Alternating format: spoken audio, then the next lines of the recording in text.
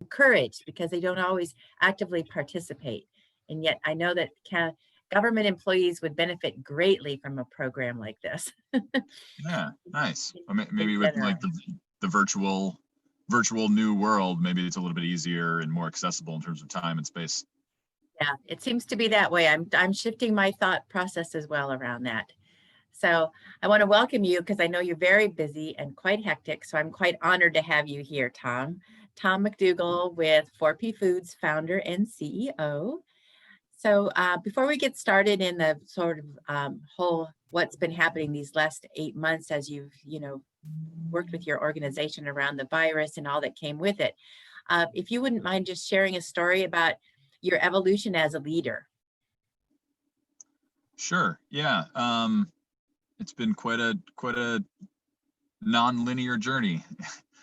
Uh, it's I think I have arrived at being who I am now, which I sometimes describe as a social justice activist stuck inside of an entrepreneur's body, um, because of my lived experiences, like everybody, right? Like I grew up in the Hudson Valley working on a small farm and in a largely farming rural community, and watched as the farms failed and got sold to developers and became housing developments and golf courses, and then moved to DC to finish college. And I got to see the other side of the broken supply chain of food and food systems, which is who has access to good food and who doesn't, who has equitable access in particular, and realized that good food that nourishes our minds, bodies, and planet is very much a luxury and a privilege, and it should be a right. It should be the norm. And then I spent my first career had nothing to do with food or food systems, but I spent a lot of time in China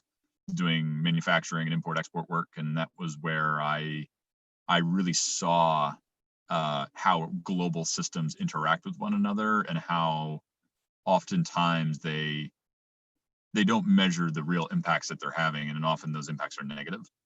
So the real cost of manufacturing and shipping and transportation and the human rights abuses and environmental degradation, they were never captured in the price of things. And so that all of that brought me to be somewhat of an entrepreneur, but again, sort of an activist in can we start a business that solves some of these problems, and can we use the structure of business to do so? So I don't know that that's a story so much as a path, but it got us to where we are now, which is very much a mission-driven organization that's trying to disrupt the traditional thinking around what it means to be a business. So that's something that people don't hear a lot about, how you can actually take your passion, something that you're very strongly interested in and really committed to, and then turn it into a business enterprise. And I know you have been through we don't have enough time to talk about your whole evolution into where you are today, which is pretty impressive. For another day, and if we could focus all on just on food and your passion, it would be a very, very interesting conversation. So let's remember that for down the road, for sure. I know you were in a really unusual situation when you realized that, oh my goodness, this whole virus thing is going to take us by surprise, I believe. Was that not the case? Yeah, I think took the world by surprise, but certainly those of us in this country. Yeah, and it was a really scary moment for us in March, when our business was, at the time, about 50% of our sales were directed to consumers. So we deliver food to people's houses. And the other 50% was to other businesses like restaurants and universities and school systems. And more or less overnight, the last 2 weeks of March, that whole second half of the business just disappeared as restaurants closed and universities closed. And so we were looking in the mirror with the hard questions around whether or not our company would survive, and correspondingly whether or not the farmers that rely on us would survive, all while recognizing that not only would there be a problem potentially with farmers not having a home for their food, but food service workers in restaurants and in the food system writ large are suddenly going to be unemployed, and families in need are going to be in need more so now than ever, and that number of families is going to exponentially grow. And all of that happened. So we we were blessed and frankly lucky to be one of the few businesses that have been able to be in a position to lean into serving our community and frankly into growing through this pandemic, because albeit the selling to other businesses like restaurants, all that disappeared, but more or less overnight our direct to consumer part of our business just exploded, and we had to hire a tremendous number of new people and shift into a 24-hour operation. And it really, I don't want to say it saved our company, but just short of saving our company, it certainly transformed our company, and the farmers that rely on us and our partners and so on. And that also gave us the opportunity into some of the what became region-wide feeding operations of procuring food from local producers, working with local chefs and restaurants and caterers to prepare meals or meal baskets or shelf-stable boxes, and then distribute them throughout the community to families in need, some of whom were in need before and many of whom were in need for the first time in terms of experiencing food insecurity. So it's been a wild, crazy, intense, emotional 7 months, but we're grateful to have been able to go through a lot of community partners. So when this first started and you're sitting there at your kitchen table, or maybe you were driving in the car, or I think maybe you were down in New Orleans for a conference or something, weren't you? That those very first few days or weeks, what did you tap into in yourself as a leader? You're talking about all of these people that are invested in you, dependent upon you, and of course you and your business. So what were the instincts that kind of popped up right away for you?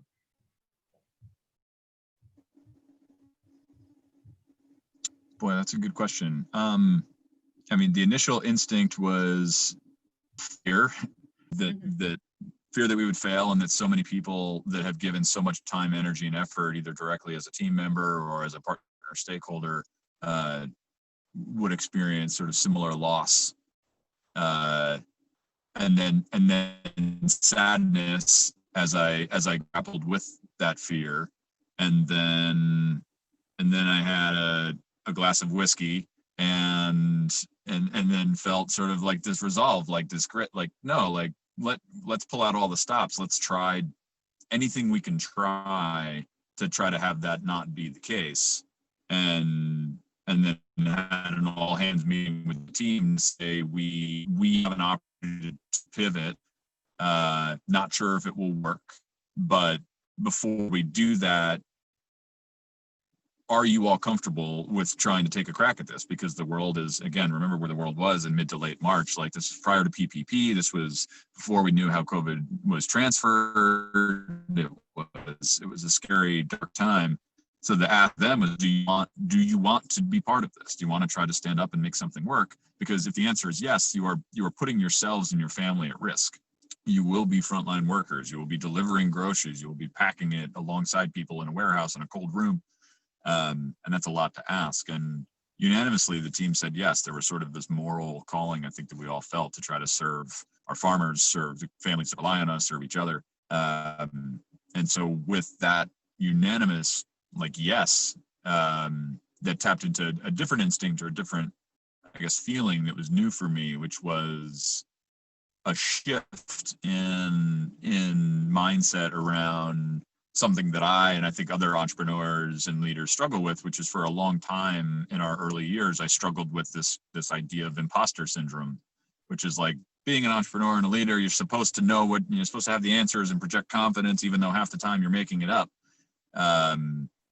That sort of weighs on you and can be a distracting emotion. And for the first time in my journey, in our journey, that was not there. Like, it felt like this was a time when we weren't faking it. I wasn't faking it, and we could make it work.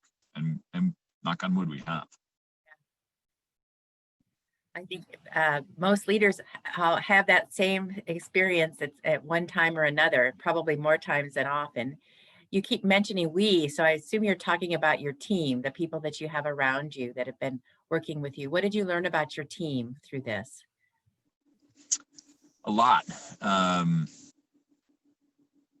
It unlocked so much potential that has always been there. The way that our team just stepped up and rose to the occasion and really worked as a like to sound cheap, as a family, like there was so many long nights and round the clock efforts and issues and weekend, like so just so much that had to happen, that without the team stepping into all of that, and I didn't have to ask, so they did, we would not have been able to do any of it, let alone all of it. And seeing them all rise as individuals and step into all kinds of new capabilities that they had never tackled before, and I certainly didn't know all of the breadth and depth of talents that they had, was really great. And it's as we started to hire other people rapidly, they came into a culture and a team that was really just doing and operating at 110% capacity, which I think was a good high bar to set. So I'm humbled by my team, and that's why I continue to use we, because it very much was a we thing. Very, in no instance was it an I. So how is your culturally, is your business different now than it was before this first began?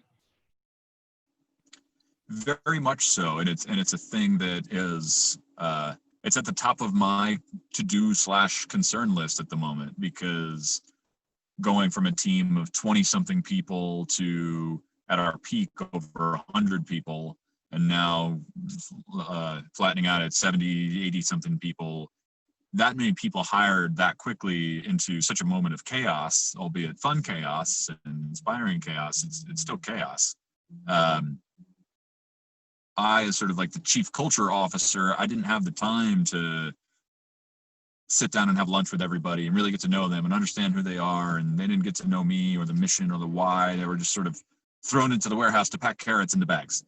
Right? And that's no way to assimilate into proper culture. So I'm not too hard on us, because it's completely understandable given what has happened.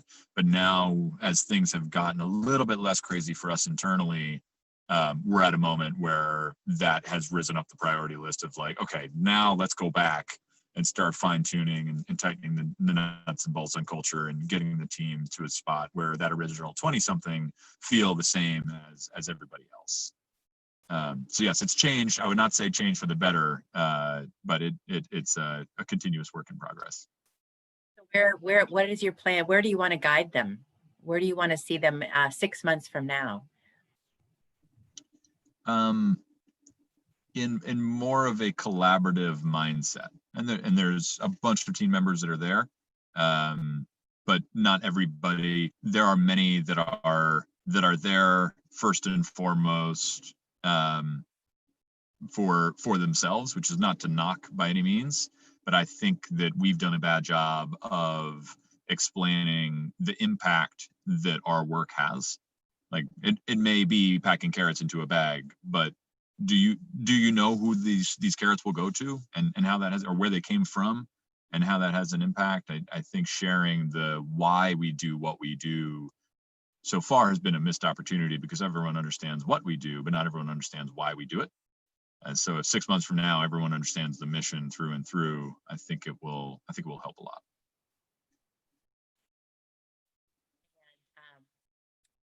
Where do you turn? Where do you, when you have these moments where, oh my goodness, I just lost 50% of my business, or I don't know where we're going and I need this and I don't know where do you get your inspiration?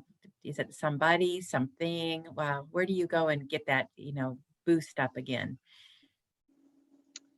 In normal times, I go somewhere deep in the woods, usually, or somewhere in nature, and try to listen to the energy and the flow of what Mother Nature has to say. And at every step of the way through this pandemic and leading up to it, there were things that had to happen in order for it to work for us. And in almost every case, they did. So there has either been a miraculous sequence of extreme coincidence that has allowed us to thrive by simple chances of good luck, or my Irish Catholic mother would call it divine intervention or something, or there are greater forces at work. And so trying to listen and keep our eyes open to following the yes, as my mother-in-law would say, has been a decent guidepost when things are murky, crazy, unclear, and stressful. Has that always been your go-to? Going outside? Yeah. Yeah, for as long as I can remember anyway, where I find a recharge. How about a lesson? Is there's some sort of lesson that you learned out of all of this at this point in time? One that sticks out?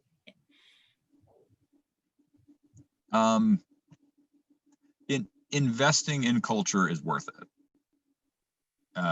That again, like what we were able to do in such a short period of time between specifically March and June, would not have happened had the team not been fully bought into our why.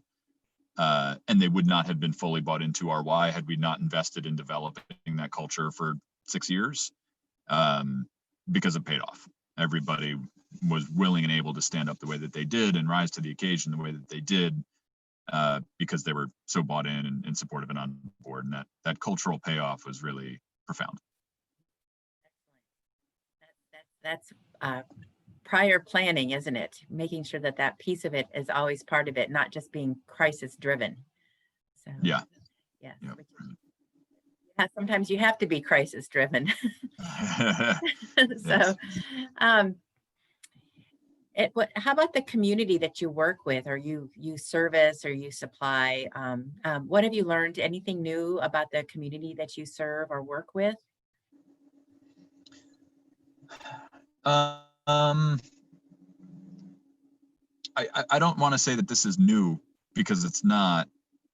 I certainly, however, was struck by and really inspired by the depth of the goodness in people when the worst of the worst is thrown at them.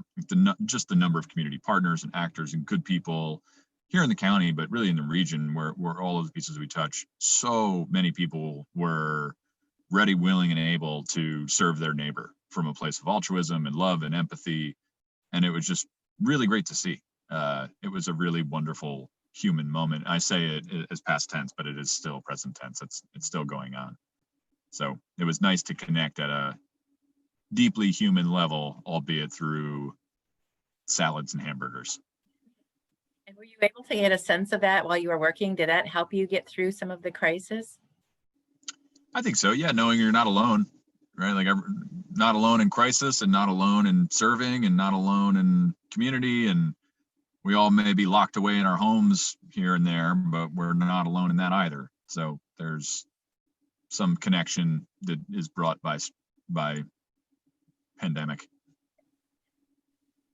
So what I like to wrap up at the end of our conversation is for you to think for a moment, that the people that you're talking to today, people here in this community who are leaders, aspiring to be leaders, members of the community, all those different types of things, is if there was one thing you'd like them to take away from your experiences over the last few months, what would you like them to remember? What one idea or theme?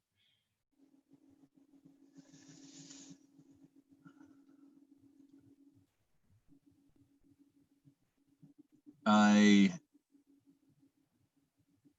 said this in a similar context of a different interview a couple months ago, and I think I know I still feel this way.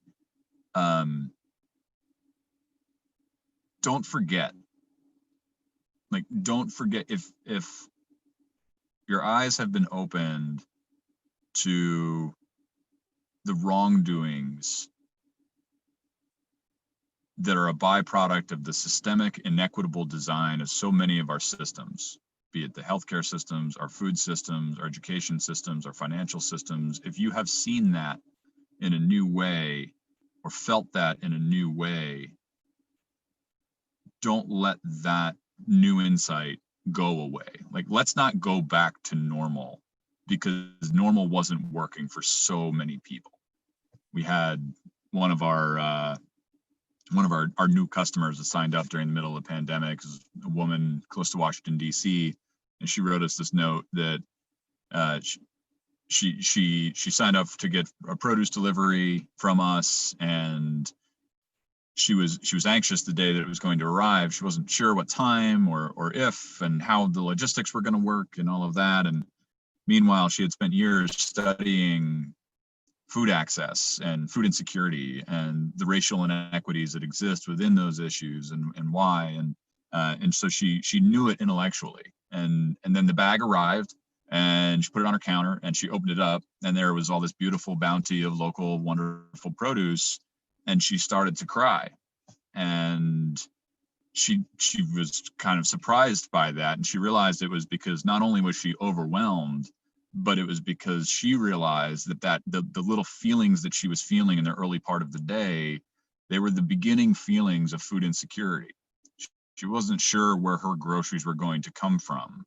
And it was the first time she had ever felt that in her life. And so to be empathetic and understand how many millions of people deal with that feeling every single day, put her in sort of a new space of understanding. And so I think the punchline there is don't forget and let's not go back to the way it was. I love having this question as the very last one because it wraps it up perfectly. I'm so glad that you said that. I haven't heard that one yet, but that's been my feeling over the last couple of months is I don't care for normal. Let's do something different. So I'm going to turn off the recording.